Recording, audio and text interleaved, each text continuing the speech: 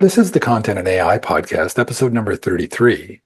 When you create, manage, personalize, and localize content at scale for a global e-commerce giant like Alibaba, you need all of the automation help that you can get.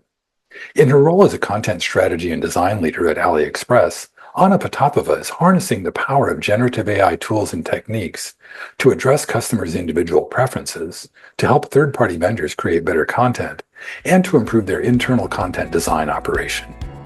Welcome to the Content and AI podcast, where experts on artificial intelligence share their wisdom with the content community. Our mission is to demystify and democratize AI, to make its principles and practices accessible to all content practitioners. And now here's your host, Larry Swanson. Hi, everyone. Welcome to episode number 33 of the Content and AI podcast. I'm really delighted today to welcome to the show Anna Potapova. Anna is a staff content strategist at Alibaba, the big e-commerce merchant in China. She works specifically for AliExpress. Welcome to the show, Anna. Tell the folks a little bit more about what you're doing these days. Thanks, Larry. Happy to be here again. Should I mention that since the last appearance on your podcast, I was on Content Strategy Insights with Arnaud. Since my last appearance, I was promoted. I attributed exclusively to your podcast. So thank you so much for having me again.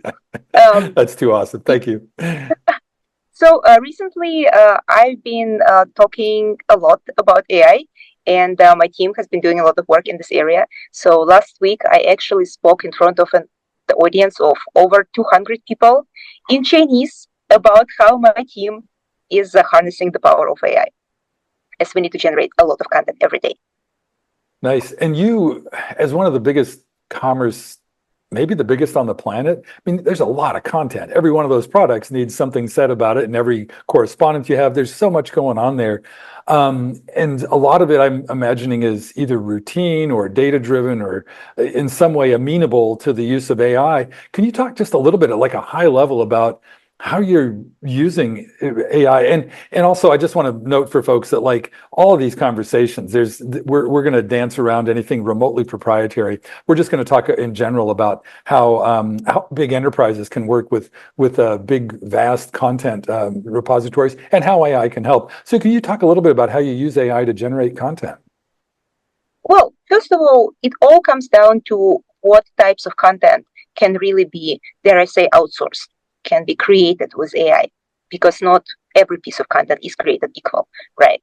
Something very important for your product, maybe your core flow, your gold path, all the UX copy over there, you really want it to be based on empathetic research, based on your users, based on very holistic view of this flow and challenges that people might potentially face. So for things like that, I think it's very clear that you will still need that human touch. And recently, I think what I'm really excited about is that I see my company finding good niches, finding good places where AI can really benefit both business and users. So we kind of diving into different content types, and we explore new opportunities, see how we can create more personalized content, more engaging content, where it's appropriate, where we know that it's not going to fail us and it's not going to harm the brand in any way. That ties back to quality standards. Of course, you cannot just have a large language model writing everything for you and having it all shipped without any quality control or any kind of involvement from content professionals. So we've been building the system where we learn and try AI-generated content in different areas. And at the same time, we're building standards to make sure that it meets expectations of our customers, it doesn't contain any inaccurate or offensive information, that it is surely aligns with our brand overall. Nice. And as you said that there's so much involved in it. And so it seems like developing standards is sort of like the prerequisite. You're like, okay, here's the threshold we have to meet in order to share this content. Can you talk a little bit about like how, like you mentioned some of the criteria, like that it's got to have that, it's got to abide by the voice and tone of the organization, have be accurate, all those things. How are there parts of that that AI can support, like can support enforcing your standards, I guess. Yeah, absolutely. But in that case, again, it requires more input from content designers and maybe even multilingual content designers, as we work with many different countries and different cultures. So it's important that you included your content professionals in the whole process of prompt design, scripts, and make sure that you really use the expertise of people to make sure that we can constantly build up, right? We can constantly build up, and we can improve from iteration to iteration. Yeah, and I can only imagine the scale of localization that you must do because you're a global company. You serve pretty much every country on the planet. Is that, or do you constrain that in any way? Are you down to like 50 or 100 languages or? Yeah. We serve over 200 countries and regions currently in 16 languages. Holy cow. And so that, again, that's one of those things like machine translation is probably one of the oldest forms of like, if not AI, at least automation and content. But it does, can AI help like with that, like improving those machine translations and just kind of making the localization person's job easier? So, Fantastic question. Fantastic question. I think what we're talking about here is localization in scale, right? When you have, for example, multiple merchants on a shopping platform, or maybe you have multiple hosts on your apartment sharing platform, you need to make sure that the content that those um, customers publish on the platform is actually attractive and actually interesting to people who are going to use the services or shop with those merchants. So it's very important to empower people to create better content with AI, as long as you have this clear standard and you can make sure that your AI generates quality stuff. Patrick Stanford had this very good presentation recently on Content Design 3.0, talking about the impact of AI on the content design overall. And one of the principles that he brought up that really resonated with me is the democratization of content creation, that more people will have access to the tools to create content. And if we can guide them, if we can provide them with tools that generate better content, that is better for their customers, better for their business, then it's really a win-win situation, right? So that's also one of the areas where we've been working on in order to improve the information that comes from AliExpress sellers. that makes me wonder, like, what percentage of the business that you all do is like third-party merchants who are doing that kind of thing, like people who don't have professional copywriters or just enter who are, that's not their content design is not their forte, versus like how much of it's Hollywood? It must be a huge amount of third-party sellers on your platform, right? Yes, absolutely. I think on the daily basis, most of the content that people browse on our platform or any kind of platform, I believe, is coming from those merchants. Yeah, so most of the things that they see are not coming from my team. What my team creates is just a small, very small chunk, right? Very small chunk, especially Yeah. when we talk about UI, right? When we talk about sales, maybe a little bit more, but still not quite as much as sellers produce every day. So, yeah, you can, I guess, say that they are the actual content team. Yeah, no, and now that makes me wonder, like, how much of and I know we don't have to go into details of like how models work, but I'm just going to speculate that like the models in a system like that, where they're trained on data from content designers so that you can give end users feedback, like, you might want to say this or say it that way, or that I've talked to other people I know who are developing systems like that. It seems like one of the best uses of AI, like you said, I'm all about democratization. So the more of that, the better. There's people in the UX research field who disagree, but that's another conversation. Hey, as you're talking about like localization and translation, I'm also curious about personalization because that's like I don't know, like another layer down or another instance of it. And we were talking before we went on the air about like the bicycle case study that you talked about. Can you Yeah. talk a little bit about that, like how AI helps with personalization? Yes, oh, absolutely. I love this case study. It comes from my teammate Maria Lisinlu. And what she's doing is she's working on our user growth content, and one of the areas that she's looking at specifically is push notifications. And we're sending literally millions of those every day, a lot, many push notifications. So what she noticed is a trend when you when you send to people some more generic content, they actually not quite willing to be engaged with it, right? For example, you have two uh, bicycle lovers, um, and in my presentation last week for Alibaba Design Conference, I called them May and Pablo. So May is more of a hardcore mountain bike, hiking in the mountains, sleeping in the woods kind of biker, and Pablo is more of a casual biker who just takes his kids out in the park and rides bicycles with them. So their needs and their expectations for biking related products would be drastically different. And when you send them the same notification and say just like, hey, everything for bikers, 90% off or something, it's very generic, and it doesn't give people confidence that they will see what they're actually interested in. And for the longest time, I feel it was a problem for many organizations. Creating content is costly. Creating content is long. If you have so many users and so many product categories on your platform, how can you make sure that people really get personalized recommendations without spending unreasonable amount of money on them, right? It didn't used to be possible. It didn't used to be possible because it was just too long and too expensive, right? It wasn't financially reasonable to do so.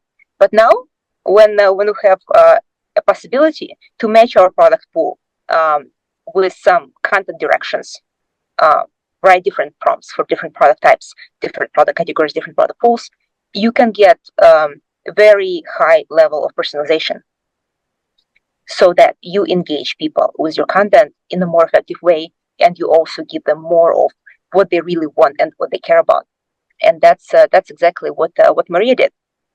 So instead of sending one generic push, she worked with the product team to make sure that we have technical capacities for higher personalization. And of course, she was working on the copy and creative directions for those different types of push notifications, and help train the model based on her content designer outputs.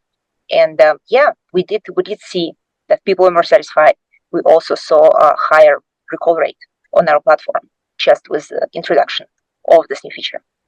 Interesting. I'm curious about that. Like, again, don't have to go into details, but assume there's something like A/B testing or variant testing to see which message is working better. So I guess it seems like is there sort of a smart system that underlies this? Like, I guess that's what another learning model about, like, oh, this kind of message resonated with that kind of person, or does it get down to like individual level personalization? Like, how it seems like you can go any number of depths on that. Yeah. I think it all depends on the technical capacities of your team, right?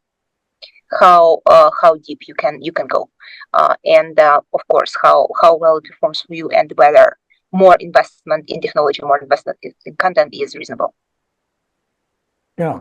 And one thing we talked a little bit about before we went on the air, and I don't want to talk in particulars with any enterprise about this because data is like the new oil, but just in general, there's this need in any model to have good data underlying it. And I'm assuming that the world's largest merchant probably has a lot of really good content and good training data around. But do you? I guess my curiosity about that is, to what extent do designers and strategists at Alibaba or AliExpress or friends of yours work with like the machine learning folks and the data scientists who do the back end stuff? Like, I think one thing that's come up in other conversations is these new collaborators that are showing up. Right. Or is that showing? Right. Is that coming up in your work?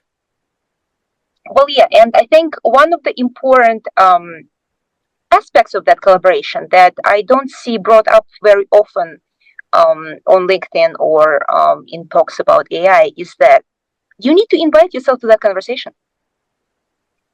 You need to invite yourself to that conversation. You need to proactively engage with those people. And you need to step in and show them how you can make their work better, how you can make the whole project better with your content design expertise. Because I think it's incredibly important to have the sense of authority and have the sense of value when it comes to this. Because when you understand what you can bring to the table, you feel more comfortable introducing yourself and being like, hey guys, you're generating a lot of content. This is great, but I can help you make it better. Or, hey, you generate a lot of content, but it has some legal risks, publicity risks. I can help you solve that, right? So I think the crucial part is make sure that A, your product team is aware of your existence. People who work on technical stuff know what content design is. And B, with your work and your contribution, show them the value. Show them how you can help them reach the new level. I think some of those principles can guide pretty effective collaboration, in my opinion. Mm-hmm. I don't know if this is the case with you in your interactions like that, but I've had a number of folks on, like from Google and Microsoft, other places, who say that once they start those conversations, like that people are like, oh, you know about language. You're a word person. These are language models. That's really helpful. So it's not a stretch to see how we can be of help there. But I guess, are there any particular, like, I know a lot of content people come from less technical backgrounds. So do you have any ideas about how to begin those, like how to invite yourself to those meetings, how to begin those conversations? Again, I think one of the most effective ways to invite yourself to this conversation, to any conversation for that matter, is to show people what you can do. That's why I value case studies so much. And if you ask anybody on my team, I'm talking about case studies constantly, and I'm asking people to do case studies constantly because it is a powerful artifact that can showcase the value that you create in a very clear way. When you can step in and say, hey, so I am content designer on this organization, and look, I did ABC, and by doing so, I increased conversion in this pipeline by this much.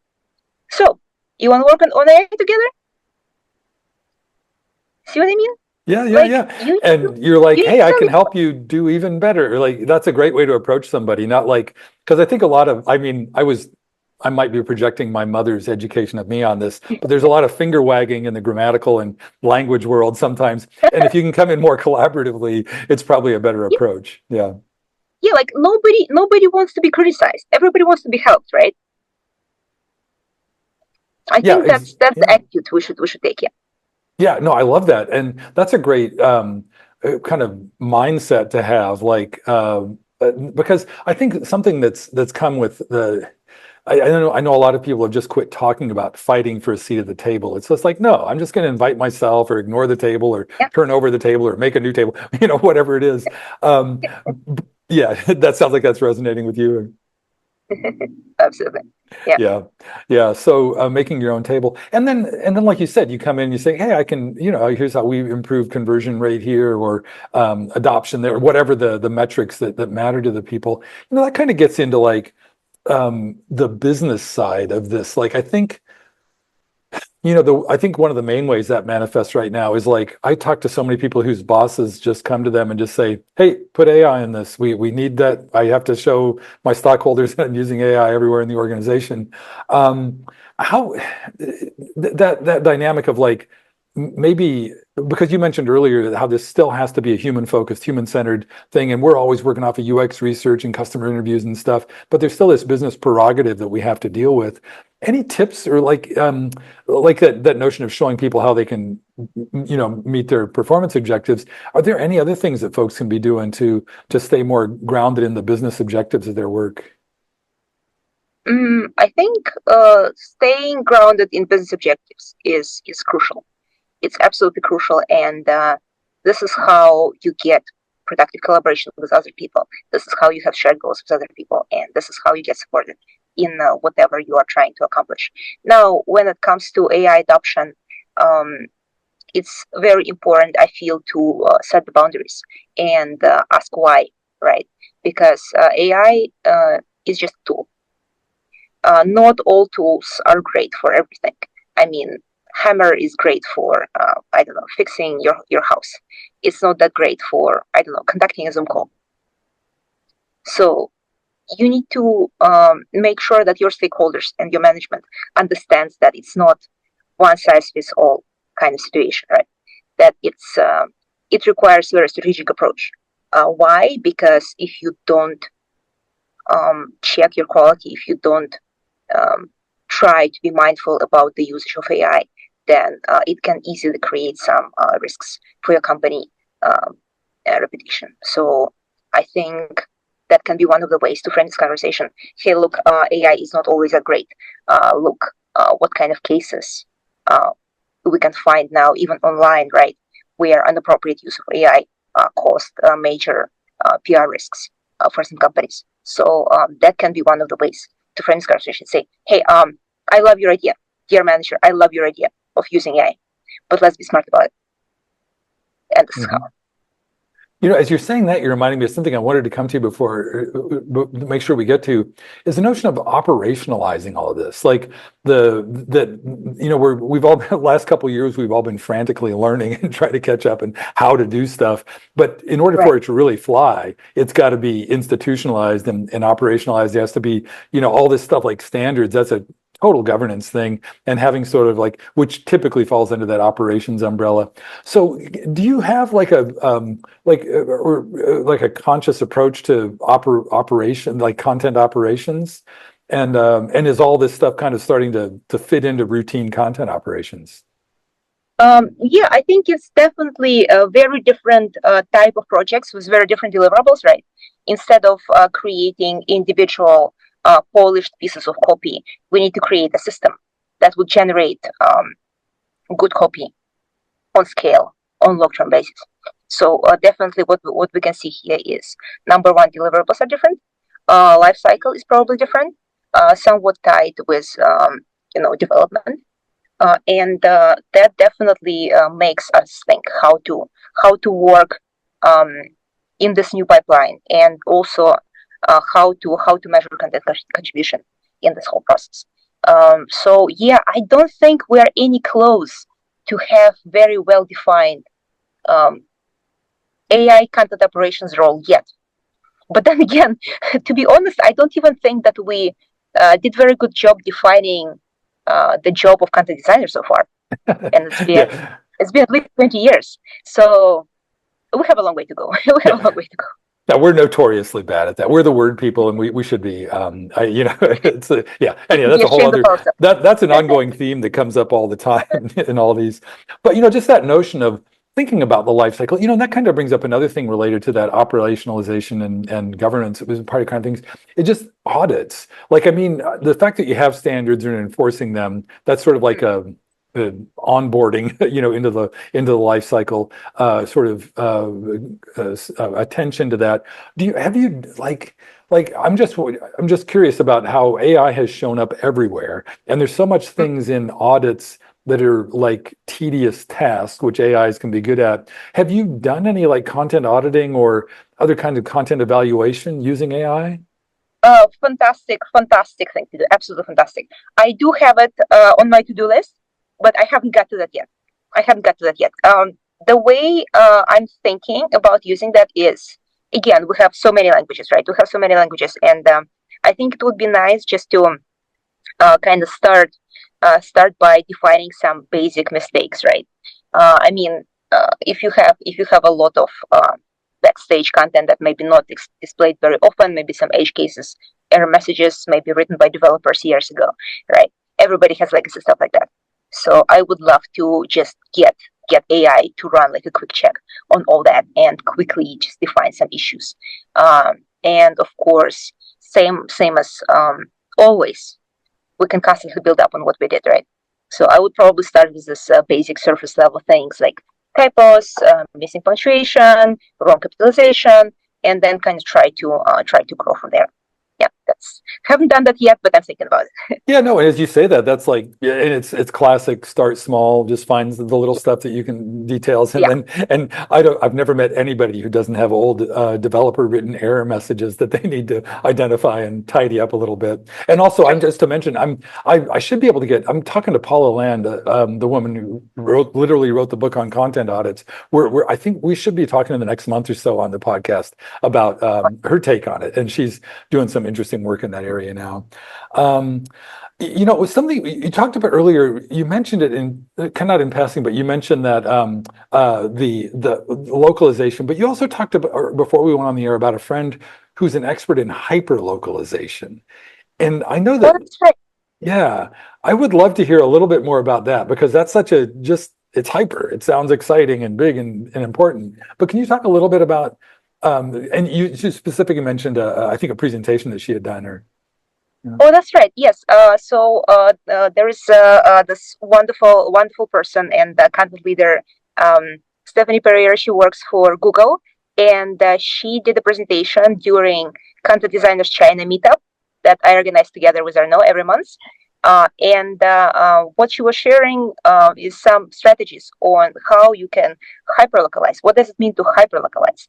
It means that you fully align your brand's voice and tone, and also the way you communicate with the expectations of local audience, even within the same language. People who speak English in India, people who speak English in Singapore, people who speak English in Malaysia have their own regional and cultural differences when it comes to use of language and when it comes to daily communication. They have different terms for the same things, they have different expressions, and they play with the language in the most creative way.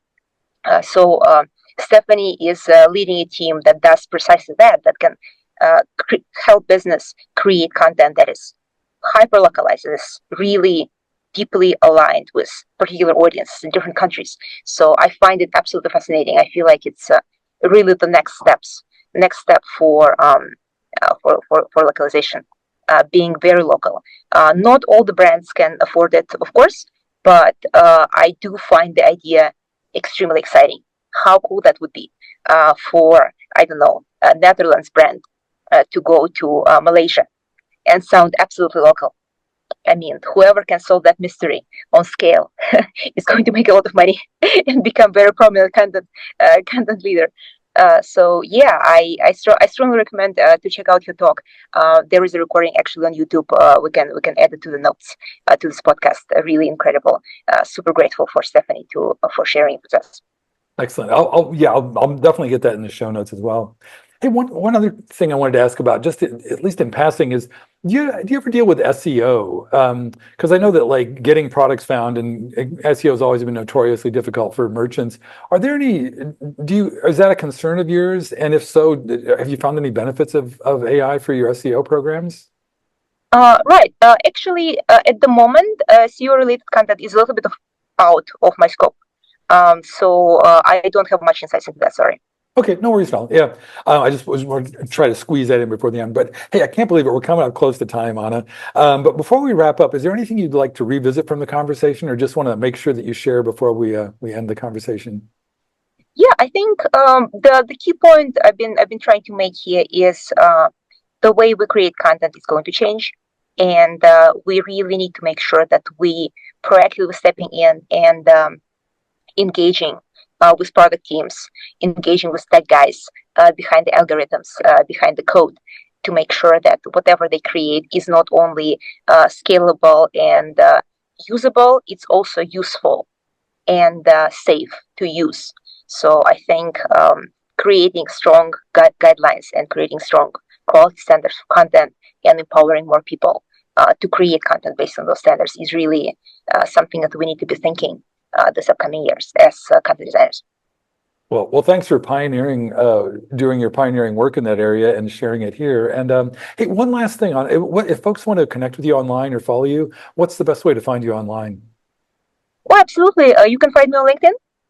Also, if you are based in Southeast Asia and you find Chinese time zone is not too different from yours, feel free to join online meetups.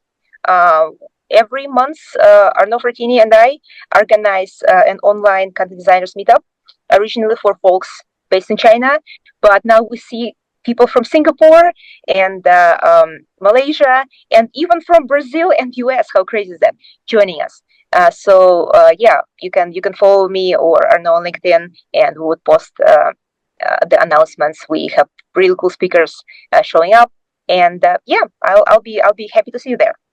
Fantastic. No, I love that we're another node in the global knowledge network about content design and content strategy. Thanks for doing that. I'll definitely link to that in the notes as well.